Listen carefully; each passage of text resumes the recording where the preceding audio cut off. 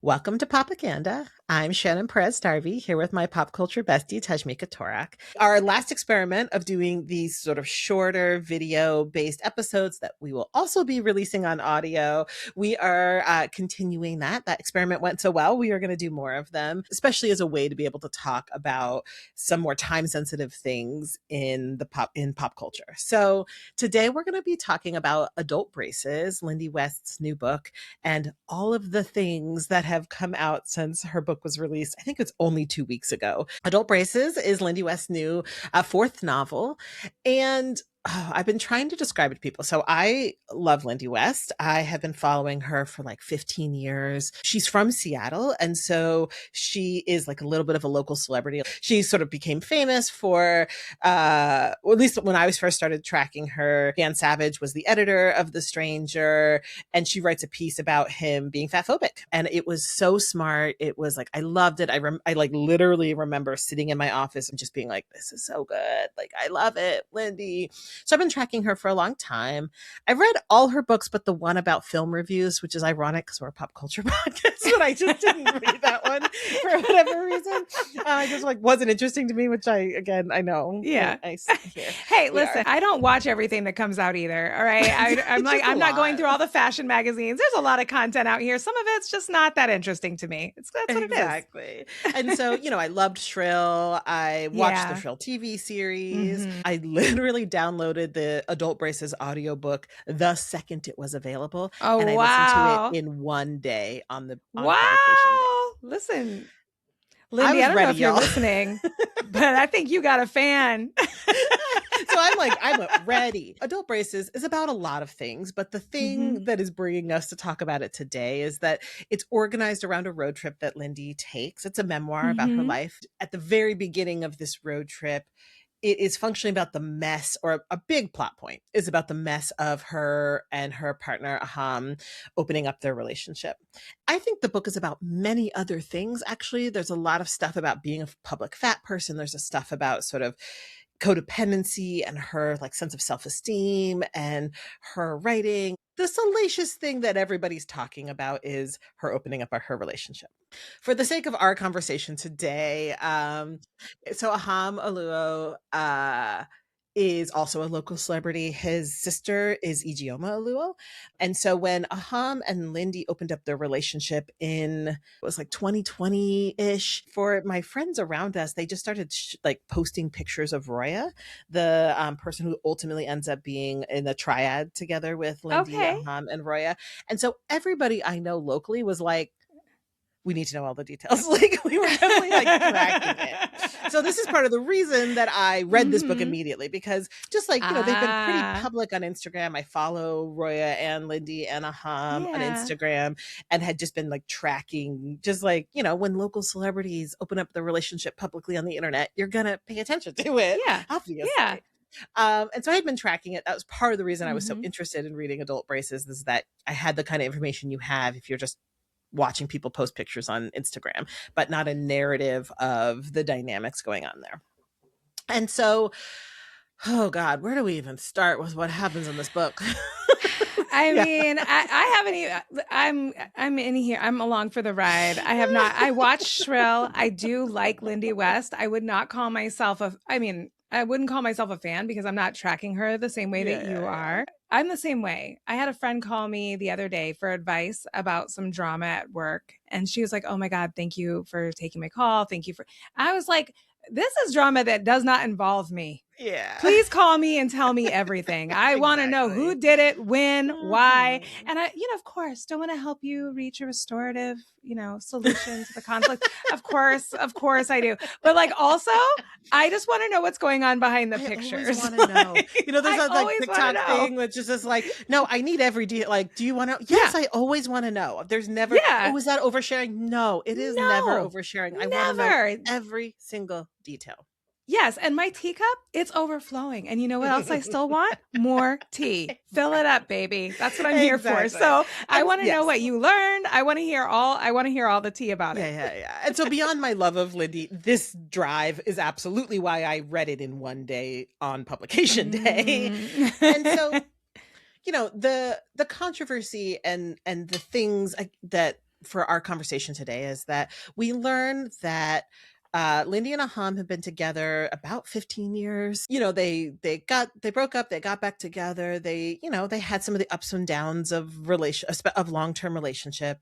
And during a period of time when they had broken up and they had decided to reconcile, Aham shares with Lindy that he is a polyamorous person, that he was only available to get back together if she understood that he couldn't be monogamous with her. And at the time that was theoretical, right? As many people, the theory of polyamory and the practice of polyamory are often very far apart. I don't know what you're talking about, Shannon. That is a ridiculous sentiment. It is obviously the same as the fantasy, just like everything else. Like marriage, the fantasy, same.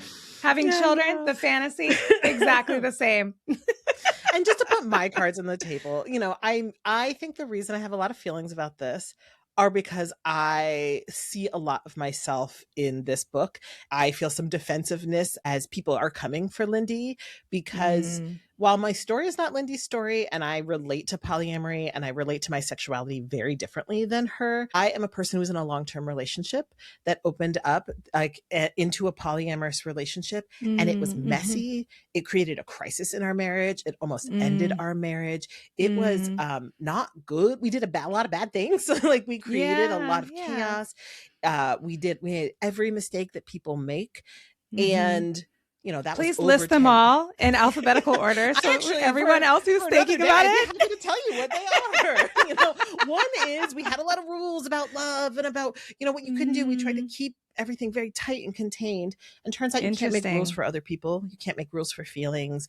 You can't say, well, you can't fall in love, or I'm only your, all these kinds of ways where we just had all these rules, and the rules were just not actually how people are in relationship with each other. And so that we started. Makes a lot of sense.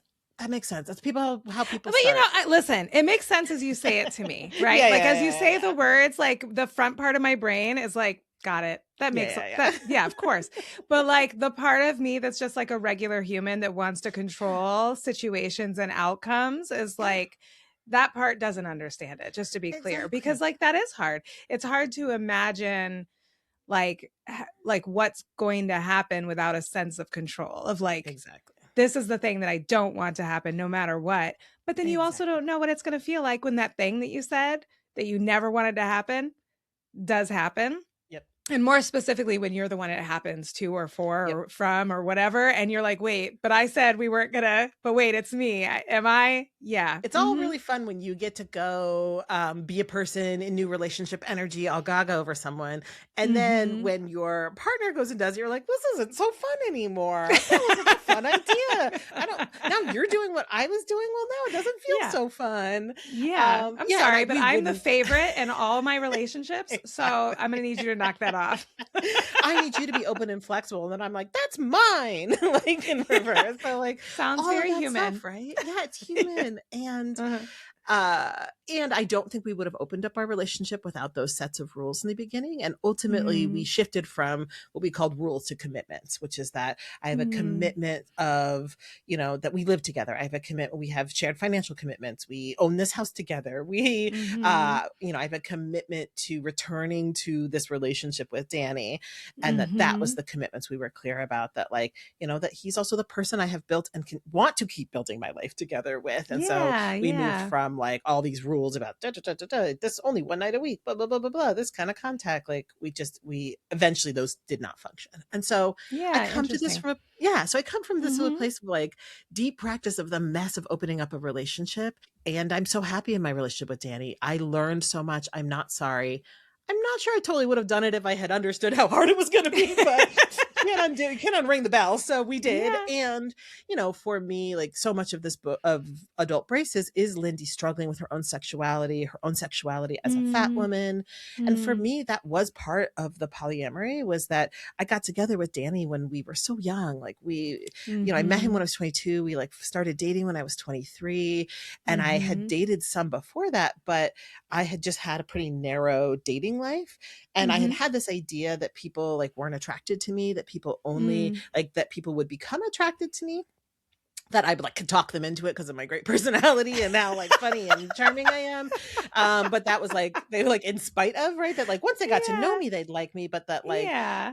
strangers wouldn't want to fuck me is basically what I thought. And Yeah. so I had Well, to go just to be clear too, I'm only laughing because I think that's ridiculous. Well, spoiler is I learned that wasn't true. Like, yeah, I was like, that was just to be clear, I am not laughing at the pain of that belief. I'm just like, it's feel. Yeah, the cliff not notes my of the hot open friend relationship. Shannon. Exactly. The cliff notes of the open relationship is that I learned that was a lie. So that was what I had believed. And then I had to go out and try that. And what I learned is I had zero problems finding hot people who found me hot to have sex with. That was not a problem at all. And it was actually very healing. And I did need to go like learn that. And I got that need met. Like that has been healed. Not worried about strangers wanting to fuck me. Oh Jesus! I didn't put this out on the internet. But it was just to be clear, my dance card is full. It's not a pain I have anymore. I feel clear about that. Yeah, and that's not Lindy's experience, right? Even when she's writing this book, she isn't like, oh yeah, I feel a sense of abundance that as a fat person, people are going to be attracted to me. She has a lot of scarcity. She expresses a lot of like, our love is special and like I'm not going to be loved like this, and that my sexuality is hard to access, and that the fat phobia of the world means that like not sure that I can go out and find abundant love. And so just in watching her wrestle with that, I think that part of this book has received a lot of negative reaction, and Lindy, Aham especially, Roya to some extent. She's more private, so I think that she's a little bit more insulated from people's reactions. The internet is talking a lot of shit about them, and the internet has a lot of opinions about their relationship. I see why. So Lindy talks about this rupture that happens in their marriage. So, Aham says, I need to be polyamorous. And then Lindy says, let's do a don't ask, don't tell policy. I don't want to know anything. Don't like hook up with anybody we know that lives in our neighborhood. You're a touring artist. Go on the road, have sex with who you want. I don't want to know about it. And that's kind of what they work out. They don't get to a lot of the details. And then, Lindy is recording the audiobook for The Witches Are Coming, her second book, I believe. And a fan DMs her on Instagram saying that person saw Aham making out with somebody in at a club in their neighborhood. And it is shocking. It's surprising. We learn that he's been hooking up with two other people, one person in their neighborhood who they know in breaking up. So when you say a rupture, it was there were some rules, and the rules were not... There were light rules, and even those he broke. Those were disrespected. Okay, got it. And I'm really mad at him too. Like in the book, I'm like, I feel so angry at him just being like... It has a little bit of a feeling of like they love each other and that he's just going to do what he wants and she has to accept it or not. And she brings nuance. She brings thoughtfulness. She talks about like they're in a negotiation. Like you can see her agency. She doesn't seem like someone this is just happening to. But I'm mad at him too. And I'm prone to be open to the complexities of relationships. So I understand that the internet is really mad at him because his behavior was not good. It was shitty. He did some shitty things in that. Yeah. And when someone is stretching for you, that is not the time to push them further without consent. You know what I mean? Or I mean, obviously it was without consent, but like without some form of dialogue, check in, like, hey, even a really baby example of this is like, I shouldn't say I love. There are certain types of scary movies that I enjoy. Very specific. I don't like gore. I don't enjoy things where people are just being made to suffer. But like psychological thrillers, I really like. Some ghosty things like The Conjuring, I can get down with, mostly because my kids have trained me to enjoy it by laughing at my fear. And then it's like a whole thing that became like a family thing that we do together now. I have a friend who can't watch anything that is scary in any way. And so like when I'm pitching movies, right, the movie night in the backyard, the movie night when my friends come over, I have to be very clear about what is involved in the movie, if it's even slightly scary, right? Because now you're stretching. You're stretching for me. Exactly. It's a movie that maybe I don't think is very scary, but I'm like, let me tell you about what's going to be in this movie so that you have informed consent and you know that like, okay, I don't consider it like this would be psychological thriller light. There's no jump scares. But there's this kind of violence. There's this kind of this. There's this kind of this. And then we can like decide not to watch it or to watch it. But like, don't. And then like I turn it on and all of a sudden it's like Saw.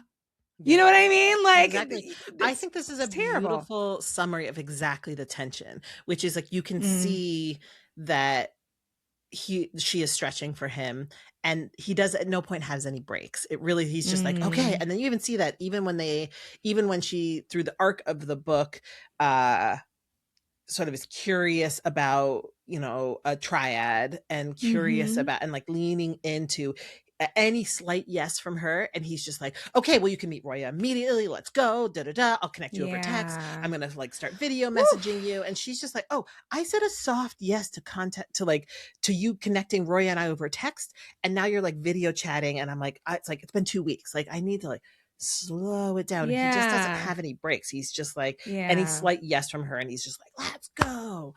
And I don't like that. I've heard that wouldn't work for me. And it's not very considerate. And she's writing about someone she's in love with, who like, and so I can see, like, you can see the complexities in that. You posted this TikTok once of someone who left, like, of a debate in the comments on our TikTok of being like, don't make me agree with a man. Like, you know, we're just so like, I think the like dynamic of like, you're like, this man who's like failing at just like a task of equitability, it's just so easy to pile on, right? Because like, it's just really hard to trust him. So I was like really reserving judgment because I also feel like it's strange to have really strong opinions about someone's relationship that I'm not in. And what I know is that I don't trust anybody who doesn't talk about the mess of long-term relationship, because it's complicated. Because anyone who describes a 15-year marriage as all good, as no troubles, I don't believe.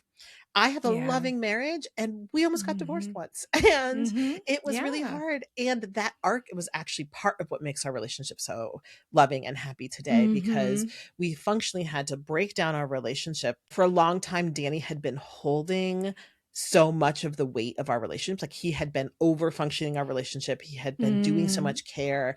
And then it was time for me to step up and us to come into more equitability on that. And we had to break a lot of dynamics down. And in that breaking out, we almost breaking down, we almost broke up.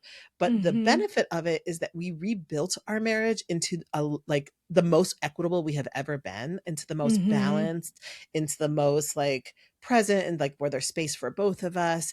And so that fissure actually made for a stronger marriage that my plan is, our joke is like, try and leave, I'm just coming with you, where are you going, we're going too, we're never leaving this house, so here we both are. Like, I am deeply committed to Danny, and I am deeply happy with Danny. And part of that happiness came from a great fissure and almost separation. And so it's important to be able to talk about the hard stuff. And I wanted people to have space to be able to talk about the hard stuff and change. I don't need to like decide for Lindy whether she's happy or not in her marriage. Like, she just wrote a whole fucking book. She seems very capable of being a human who expresses what she wants and needs. And so I can just believe her. If I had one critique, it is that, you know, when we talk about conflict, when we talk about transformative justice, we talk about a cycle of like rupture and repair, and that rupture is inevitable. It's a part of just existing, and that the healing comes in the repair, right? And what we see in the book is it's almost exclusively about the rupture and very little about the repair. So it's 3/4 of the book is just rupture, rupture, rupture, rupture, rupture. Oh. And then at the end, you get a light touch of like, and it's fine now, but we don't actually get to see how it's fine. We don't get to see the repair. We don't get to see that. And so I can see why it's almost like there was like this open wound where, you know, they've been together. Roya, Aham, and Lindy have been together 5 years now. So like, clearly they live together. They, you know, by every piece of information I have available to me, someone in the public, like, they are humans who are making choices that they're all people with self-determination living in a relationship that seems to be working for them. I don't have any reason to side for them. That's different, but we don't get to witness that in the book. It's so much about rupture. And so I can see why it's this open wound for people where then you just have to believe it's fine, but we don't get to see how it's fine. And so I get it. I get why people have so many feelings. And also it just doesn't feel good to me to be like telling Lindy about her relationships as strangers. Yeah. You know, when I think about my divorce from my husband, I still like that word so much. And I think about the pressures of staying married, right? Like the expectation is in a lot of different communities, religions, socialization is that once you make this commitment, it's for life. You don't leave. You go to therapy, you figure it out, you suffer. Struggle love is like a thing. And what I hear in what you're saying is really interesting to me and feels more real to me as a possibility for a long-term relationship is that it's actually likely that you are both going to change so much in the course Exactly. of a number of years that it is going to require a reckoning, right? Where we have to readjust because the size and shape of my personhood is just so different now than what it was when we met. And if you're not making those adjustments over time, now of course, not you don't have to have an extreme rupture in order for this to happen, right? Like people Yeah. are able maybe to negotiate this over time, but if you're not having any rigor in your relationship, any sort of like, wait a minute, that's not who I am. That's not who you are. That's not who we are. That doesn't transform anything. I'm Yeah. like, how are, like, Exactly. there is a thing that, there's human development that just happens over time. And then you add to that, having children, you add to that career change, you add to that biological, like the fact that you might be sick or unwell in a specific way that impacts your relationship. There's so much that changes with humans. It's actually so wild to me that we think that anything within a relationship between two human individuals would be static, that it would Exactly. stay. Outside of what you're saying, right, is like there are commitments, and even commitments, like we make commitments and sometimes we have to renegotiate our commitments Yeah. to one another, Yeah. because even the way that we think about what commitments are possible for us at any given time, that changes too. So I'm sorry, all of that to say, Octavia Butler said God has changed. She's still right, Exactly. and right in like relationships in the world and everything that we do. Yep. Change is going to happen. And so if Yeah. we're not adjusting for that, then I don't know how we're actually in real intimacy with one another. Exactly. You know, in my domestic violence work, we would talk about patterns of power and control. And the things we always said when we were talking about like assessing and trying to understand patterns of power and control was that the agreements were less important than how people came to the agreements and that they could change. Because people agree to all sorts of Mm-hmm. things that work for them, right? There is no Yeah. objectively like I signed right up or for a gym wrong. membership. Exactly. Exactly. There's nothing wrong with being in a triad. It's great for some people. Like it does, by all information I have, it seems to be working great for them. It's none of my business whether and for some people Mm-hmm. that is abusive and horrible and controlling. There's nothing objectively right or wrong about a triad, about polyamory, about monogamy. It's all about how it works for the people those relationships. And what matters is that you can change the agreement, right? Like you're saying, Mm-hmm. what matters is Mm-hmm. that you choose, and that if something changes for you get to choose again. Yeah. And so there's something said about like letting your marriage grow, letting relationships change. Like that's what matters to me, that I can see that people get to change their minds and renegotiate, is how I know you're like a present full person in your relationship. Yeah, one of my closest friends often says when we're at, not between us, but when we're talking about things in the world that we aren't really appreciating, whether it's in a relationship or a decision we've made, she'll say, it's okay though, because I have autonomy and choice. I do not Yeah, have to live like this. And it has exactly. become a mantra in my head when I'm like frustrated with a life circumstance that either I have contributed to or I created or that's coming from external. I'm like, I actually don't have to be here. Yeah. So I joke with people all the time. I'm like, no, no, no. I'm always sitting on a fence. I never know if I Gemini. want to be, yeah, I'm like, I never know if I want to be in a meeting or if I want to leave. I don't know if this organizing thing is going to pan out that I'm trying. Everything is an experiment. And I actually think it's really important for everyone to know that I might leave, Yeah. because that is actually that is what is within my powers. I actually don't have to suffer anything if I don't choose to. And so that has been such a helpful healing boundary for me to set for myself to manage my own behavior, because what comes when we stay in places that aren't good for us?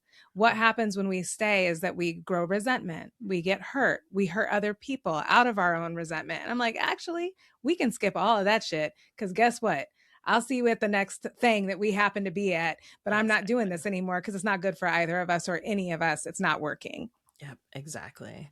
So on this, I think there's a lot more to come, right? We're really fresh in the cycle of people's thoughts and opinions about this. So we may have more to say in the future. But for now, you know, what feels most important to me is this piece around like letting people make choice in the relationship, letting people have like the dignity of like their own storytelling. And, you know, I always want to keep an eye on wacky power dynamics, but also like, maybe like if we're popping off about other people's relationships, like just like take a beat, everyone. That would be my just calm down and maybe have like less opinions about other people's relationships. Thank you so much.